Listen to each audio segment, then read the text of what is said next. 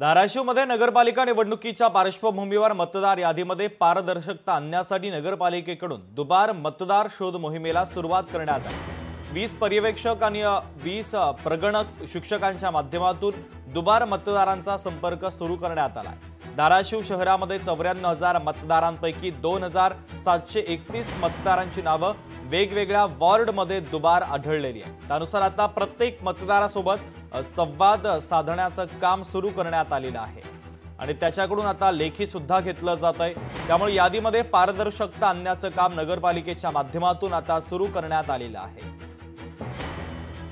नगर परिषद धाराशिव निवडणूक 2025 अंतर्गत धाराशिव शहरातील जे दुबार नावे आहेत ते दुबार नावे प्रत्येक प्रभागातून शोधून त्याच्यावर शासन निर्णयानुसार जे कारवाई करायची त्याबाबत आज आमचे शिक्षक पर्यवेक्षक प्रगणक यांना इथे बोलवण्यात आलेला आहे आणि त्याचा शोध घेऊन मग ते शासन निर्णयानुसार दुबार कारवाई कशी करायची त्यांना ती सूचना दिलेली आहे आणि येणाऱ्या निवडणुकामध्ये जे कारवाई करायची निवडणूक आयोगाच्या मार्गदर्शनानुसार त्याच्यानुसार ही कारवाई होणार आहे।